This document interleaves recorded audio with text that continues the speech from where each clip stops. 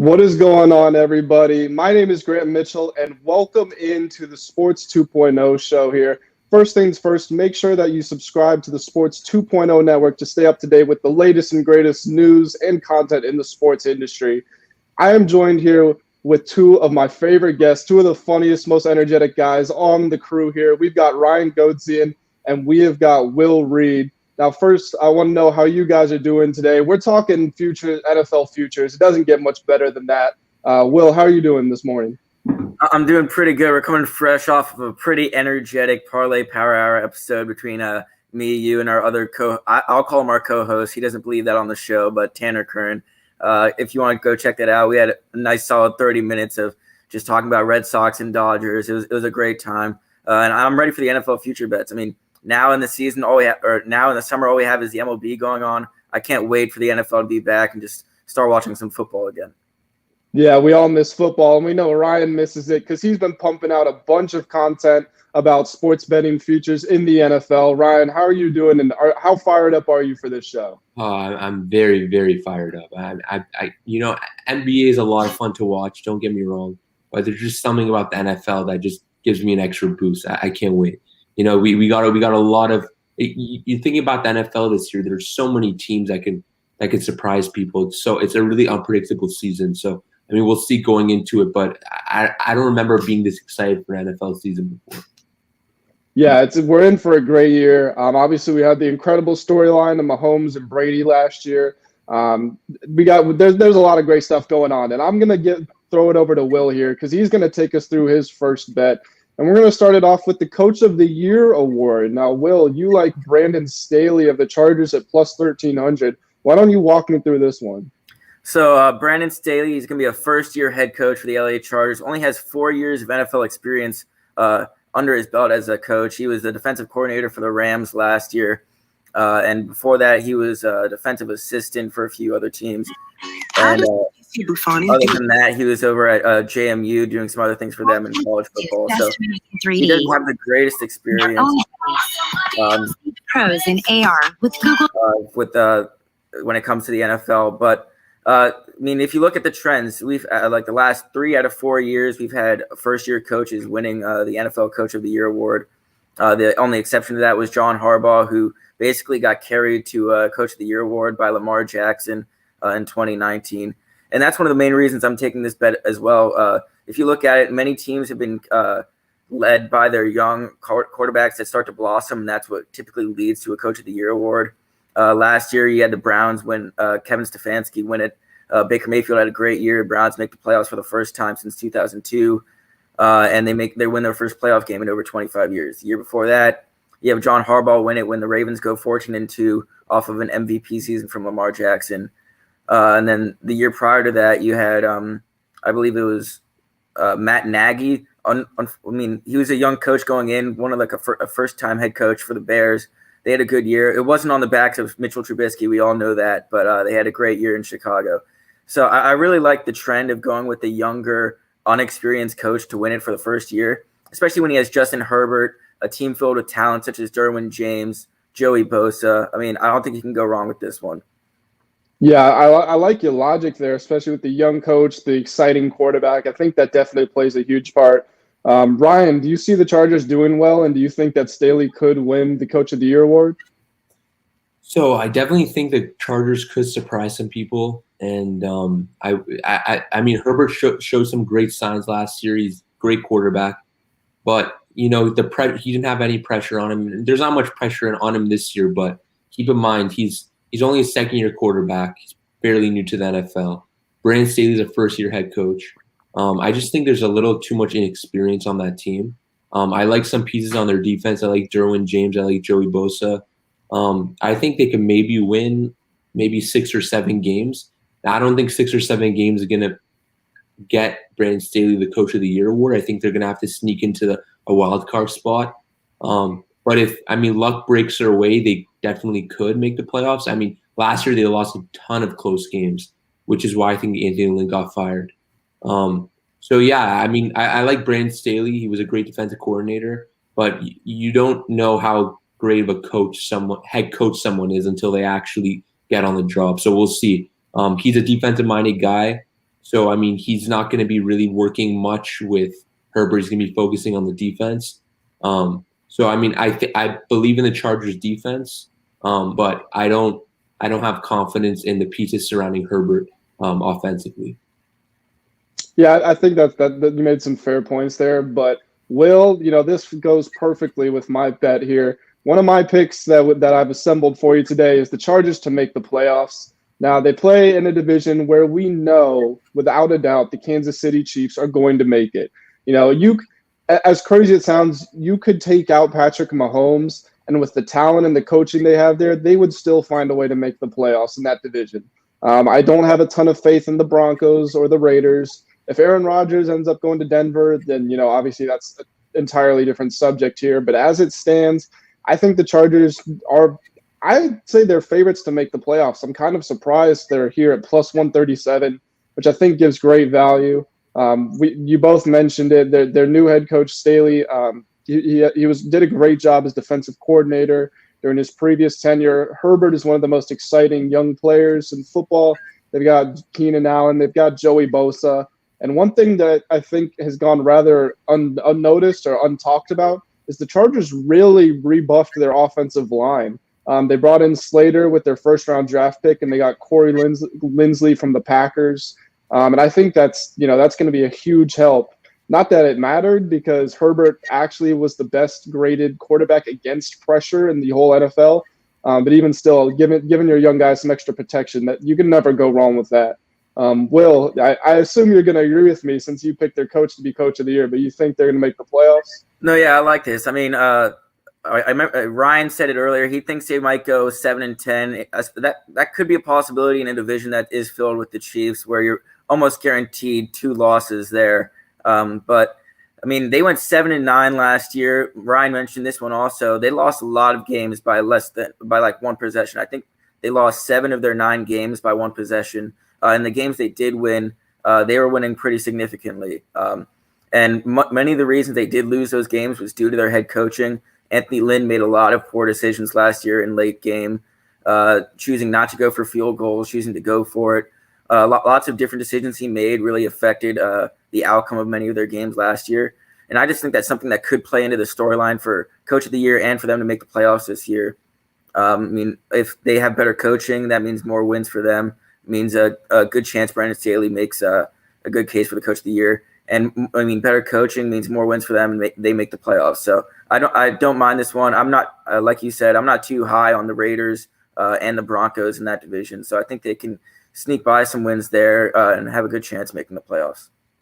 Ryan, plus 137 here. There's some good value for this pick, don't you think? Yeah, I agree. It is good value. One thing that you guys forgot to mention that I think it's important is that each conference now gets 7 playoff teams. Before it was 6, and I could think that definitely plays into the Chargers' favor. If it was an old format, I would not give them much of a chance, to be honest. But because there's 7 teams, I know it's only one more spot, but I think it makes a big difference. Definitely does make a big difference. Ryan, we're going to go to you here. Now, you've also taken a Coach of the Year pick here, and I don't know if there's a little bias at play from your background. You're not being slick here, but you've got Kyle Shanahan winning Coach of the Year at plus 1,300. More great value on this one, especially if you're looking for a low risk, high reward bet here. Ryan, why do you think Shanahan wins Coach of the Year this year?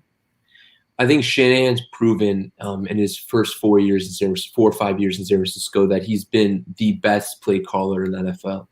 He's a brilliant mind. He gets the most out of unnamed guys. You look at Raheem Mostert, no one knew who he was. You look at Jeff Wilson, no one knew who that guy was. The guys that fantasy fans should love Kyle Shanahan. He turns dust into gold. He drafted a new quarterback in Trey Lance.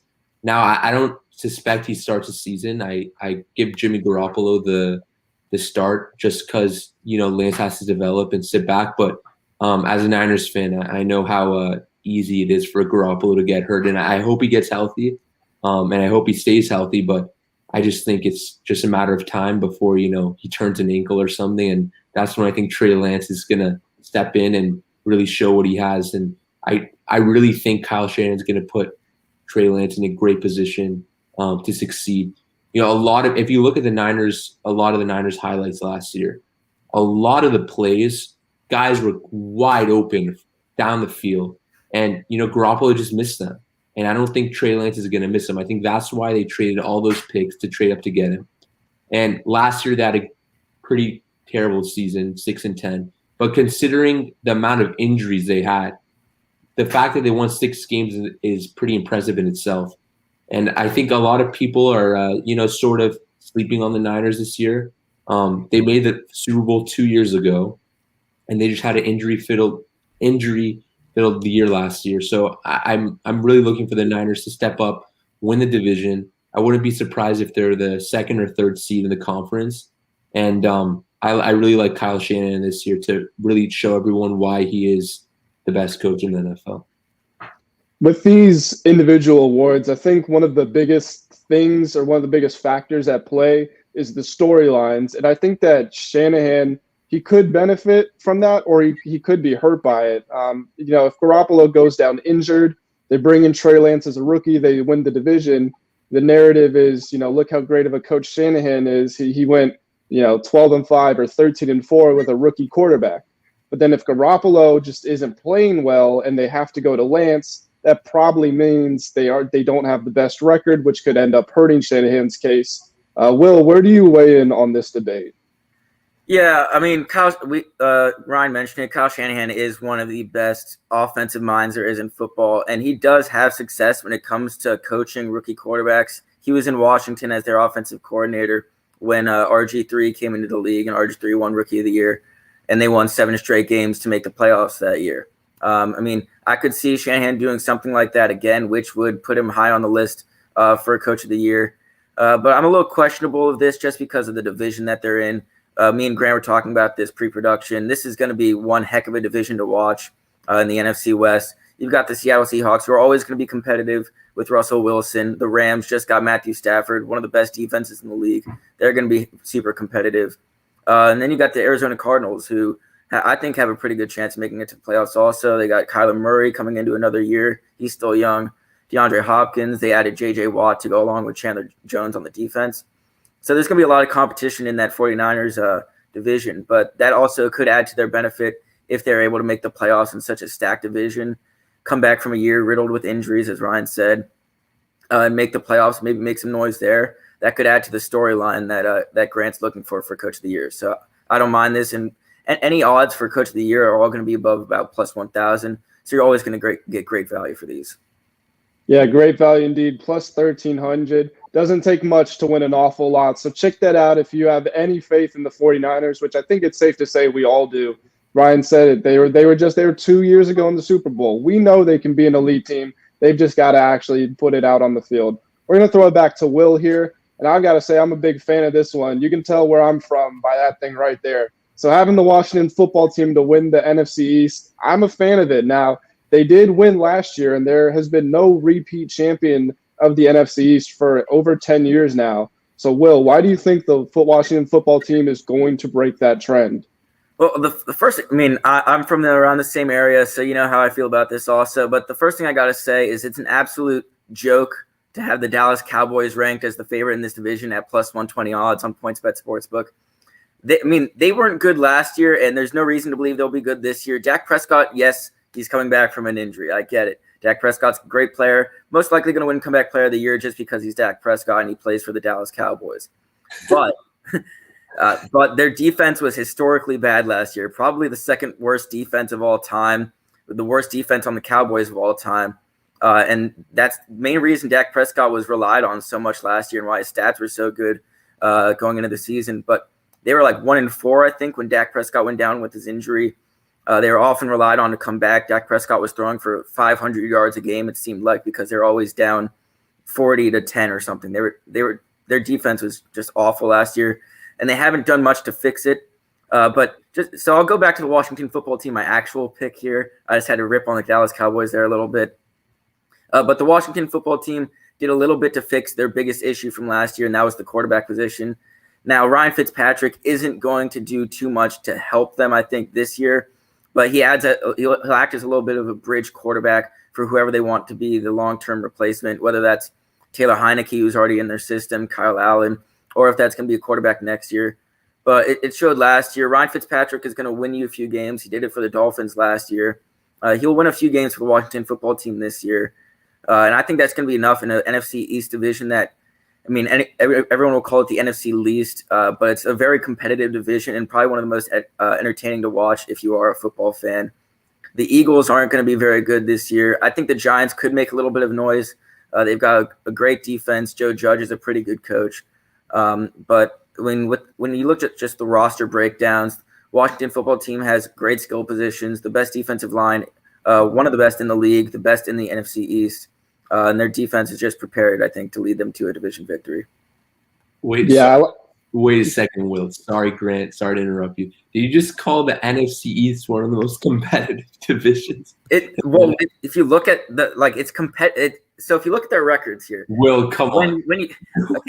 Competitive doesn't mean that they have to be good. That means that together against each other, their games are close and highly competitive. I don't know what else you want me to say. Yeah, I think this is a pretty safe bet here. I'm with Ryan. Definitely not. If we're saying they're the most competitive division, it's because they're competing to see who can have a winning record. Because nobody did it. Nobody did it last year. But I think this is a pretty safe bet. I mean, I agree with you. The Washington just won the division, and the Cowboys. I get it. They are getting Dak Prescott back, but their offense wasn't the issue. Now, will he win them a couple extra games just because he is so much better than Andy Dalton or, whichever one of the quarterbacks they decided to throw out there last year? Ben DiNucci, there were 4 different guys they had out there. He will get them a couple extra games, but Washington, they have at worst the 3rd best defense in the NFL, and you can make the case they have the best defense in the NFL. They sewed up their weak spots. They brought in Jamin Davis in the draft. They got William Jackson at cornerback now. And that offense, Will, you talked about it. Fitzpatrick is coming in. He's a gunslinger, which doesn't work in a lot of situations. But in this one, where they have Terry McLaurin, Curtis Samuel, and Adam Humphries, and Logan Thomas all around him, with a running back who played wide receiver in college, I think it's almost like it's about as good as a 1-year bridge quarterback can get. This might be the best situation he's ever stepped into his whole career. And I think that can't be stated enough, especially with Ron Rivera at quarterback. So I think this is a really good pick. Ryan, if you had to pick, if you have $100 right now, and I said you got to bet all of it, who are you taking to win that division? Well, yeah, I agree with you guys. I'd put my money on the Washington football team.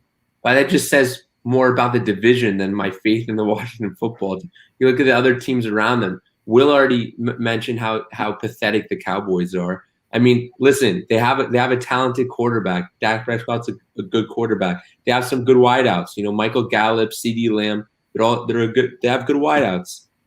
They even have Ezekiel Elliott, all-pro running back. But their defense was historically bad last year, and they have Mike McCarthy as their coach. That's all you need to know. So, I mean, if you switch Ron Rivera with Mike McCarthy, I think the Cowboys would actually be a good team. But they have Mike McCarthy, so that's all you need to know. Right. I feel like that's your catchphrase. That's all you need to know. That's like what it's locked in. That is all you need to know. When was the last time Mike McCarthy did something in the NFL? He did win a Super Bowl, but that was more than 12, 13 years ago. 2010, 11 years ago. I think the NFL has changed a lot since 2010. Anyways, talking about the other teams in the division, the New York Giants, yes, I like Joe Judge. The defense was pretty solid last year, but Danny Dimes, and I'll just keep going off this phrase. That's all you need to know. He'll turn the ball over maybe 2 or 3 times a game if they're lucky. Only twice for Giants fans. And you look at the Eagles. I think the Eagles are a little bit better than people are saying. I think Jalen Hurts is a good quarterback, and they do have some pieces defensively. But it kind of reminds me of the Chargers. They're a little too inexperienced. So I think that's gonna not play in their favor. I wouldn't be surprised if they finish second in the division, but I don't have them winning it. So if I had to pick out of the 4, I would take the Washington football team. But that just says more about the lack of competition in the division rather than the Washington football team. If you put the Washington football team in the NFC West, for example, they'd finish last. Let's think of another division. You put them in the NFC North, probably finish third if Rodgers is playing. You put them in the NFC South, probably second behind the Bucs.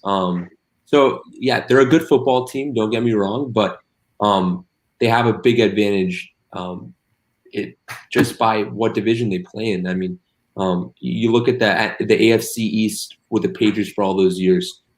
You put them in a different division, I don't know how many Super Bowls they'd make. Yes, they're a great team, but they were playing against the Bills and the Dolphins and the Jets. So that definitely gave them an advantage. Not to take anything away from the Patriots. They were in this great franchise for all those years and still are. And they had a great dynasty, but you can't argue that because they were playing in such a poor division, it didn't help them out. Yeah, definitely. We're going to switch over here to one of my next picks. This might be a cop-out. I get it, but it has plus 400 odds. You get great value on this one, 4-1, obviously. Derrick Henry for the most rushing yards in the NFL. I feel like we don't really need to spend too much time on this one. We know what the guy can do. He is an absolute animal. He looks like he's 6'3", 500 pounds of pure muscle, 1% body fat. I don't know if you guys have seen his off-season training he's been doing, but he's out of control. He ran for over 2,000 yards last year, which was 500 yards ahead of second place and 900 yards ahead of third place. The way the Titans' offense is set up, I get they just added Julio, but I really don't think they're going to take too many more, or they're going to take opportunities away from Derrick Henry. I think they might push the ball down the field a little bit more with Tannehill. Now that you've got Julio partnered with A.J. Brown. But, I mean, this team is set up for Derrick Henry to carry them to wherever they go. So he's going to get the opportunities. He's proven that he can be the guy. He's gotten better every year since he entered the NFL. And, you know, he almost set the single-season rushing yard record. So, I mean, again, it might be a cop-out, but plus 400. I got to take this one. Will, you agree? Yeah, I mean, you got to take this one just simply based off of the workload the Titans give Derrick Henry game in and game out. It seemed last year, nearly every game, he was getting close to 30 rushing attempts behind that Titans offensive line, who isn't one of the strongest offensive lines, but when you have Derrick Henry just pummeling through guys and running over defenders, and he has that breakaway speed that no one really talks about, but he can break away from you if he wants to. So with the amount of attempts that he's going to get, you mentioned it, they brought in Julio Jones, they have A.J. Brown. Yeah, they have a pretty good receiving core now. But, I mean, Derrick Henry's going to get just around 28, 29 rushing attempts per game, which, I mean, just off of a 4 yards per carry average, he's going to be getting just around 120 rushing yards per game. And especially in a 17-game season, Derrick Henry is going to easily clear marks that we probably haven't seen before. I don't think he'll break the rushing yards record. That's a pretty hard record to beat. He could do it if he replicates what he did last year. But I think teams will start to learn a little bit of something about Derrick Henry. But it won't be enough to stop him from getting the most rushing yards this season. Ryan, you agree with this one here? I think Derrick Henry's a safe bet. I mean, if you had to close your eyes and pick one, yeah, Derrick Henry's a safe bet. But if you're talking about value, I just looked up the odds, and I was trying to find Alvin Kamara, and I was just scrolling down. I was like, where the hell is he? Plus 5,500. What am I missing? I mean, that those are incredible odds, and I think the fact that Taysom Hill is probably going to be their quarterback now is only going to help him even more. I suspect they're going to do a lot of read option plays. Alvin Kamara is a great back. I believe he's a top 5 back last year. He's very shifty, gets a lot of touchdowns. Obviously, this is strictly just rushing yards, but I mean, Alvin Kamara is the focal point for the Saints. I would not be surprised if Alvin Kamara has a season like Christian McCaffrey did 2 years ago before he got injured. The Panthers weren't a great team that year. They relied heavily on McCaffrey. I see the Saints doing the same thing with Kamara. Yes, I think Derrick Henry is a safer bet, like I said. But if you want to talk about odds, I'd rather take Alvin Kamara's plus 5,500 than Derrick Henry's plus 400. You just get a lot more bang for your buck. That's just my opinion. Yeah, definitely great value on that one. You did that was a smart one, Ryan, and I think that this one here is also a smart one. We're going to keep with the same theme here. Most receiving yards, Tyreek Hill. Now, again, sticking with your theme of getting bang for your buck, plus 1,200 for a top 5 receiver in the league. That jumps off the page. Exactly. And, I mean, it doesn't hurt that he has the best quarterback in the NFL. Again, don't know what I'm missing here. He's one of the best wide receivers in the NFL, fastest wide receiver in the NFL. Just takes the brakes off people. He can get 80 yards in one play. And that's a lot of guys, game total at the end of the game. That guy can do it in one play. He's a great player. I mean, we don't even talk about the accolades. He's a Super Bowl champion.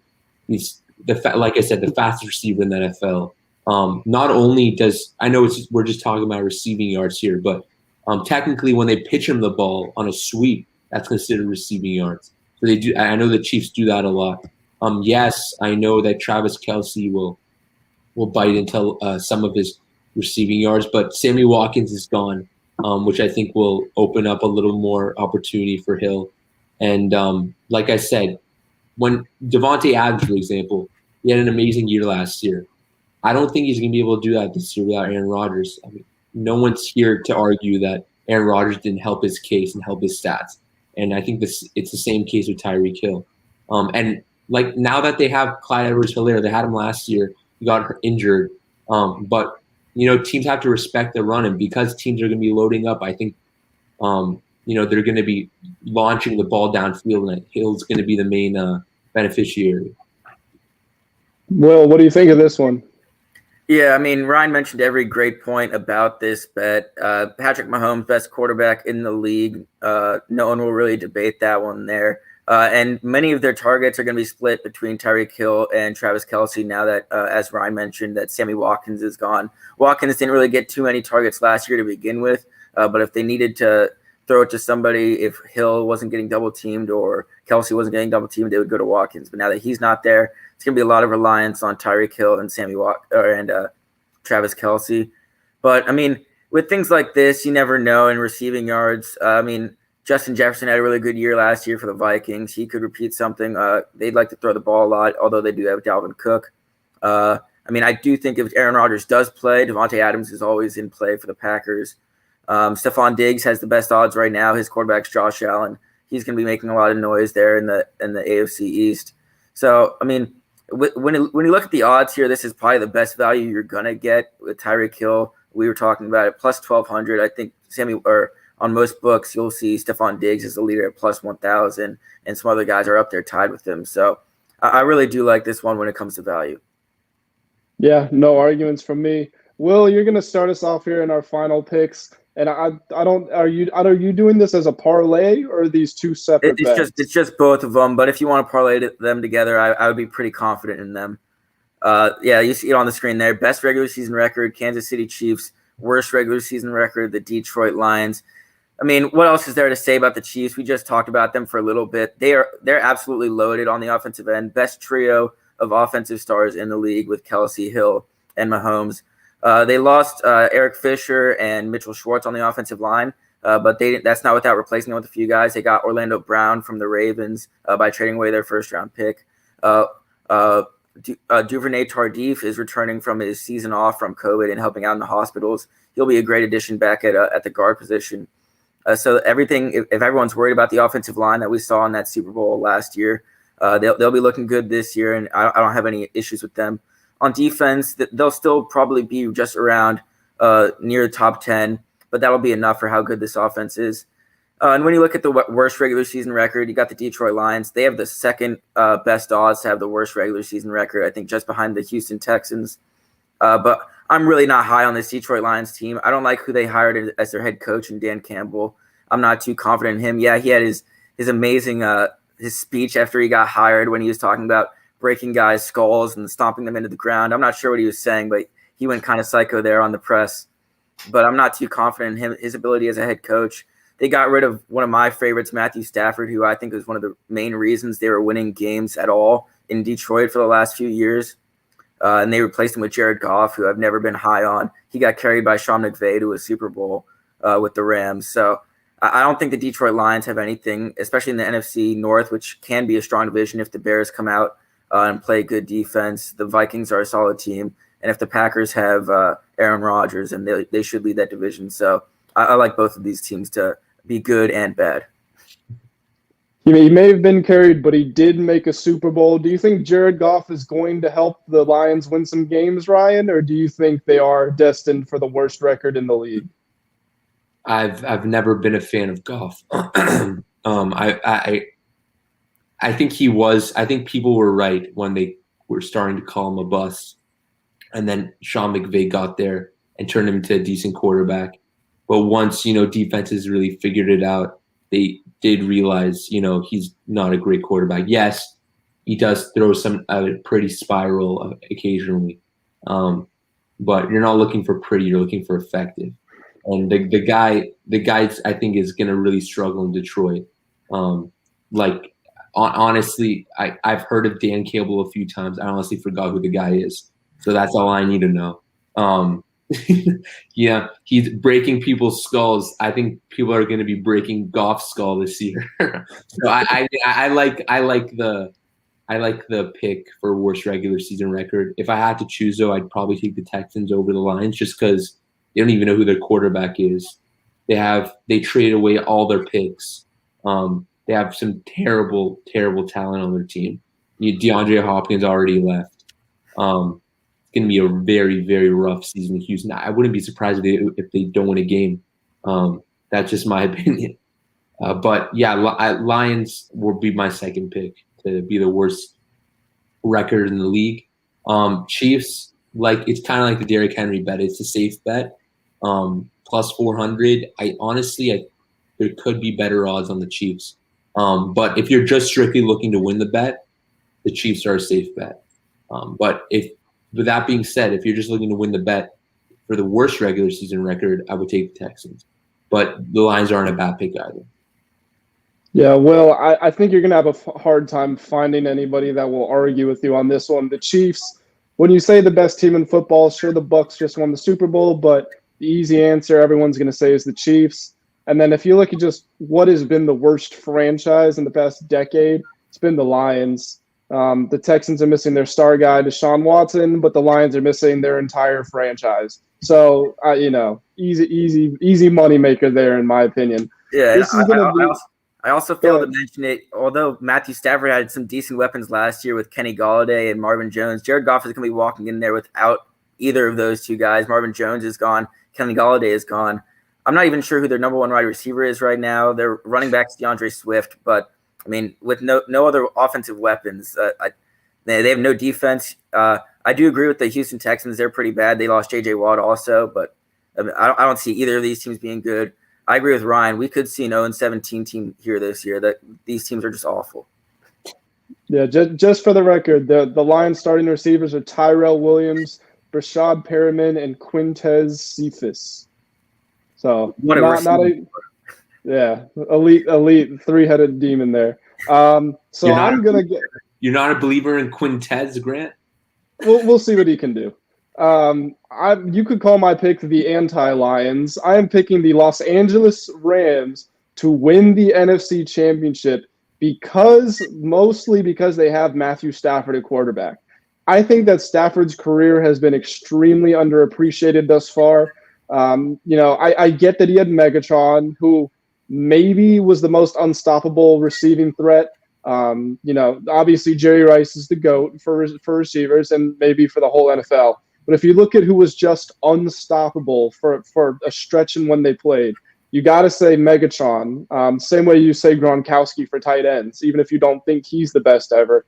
So I get he had him, but he also played a lot of seasons without Megatron. Megatron retired early. I think after, he didn't even play 10 years in the NFL. Stafford has the fourth highest average passing yards per game in NFL history for a career.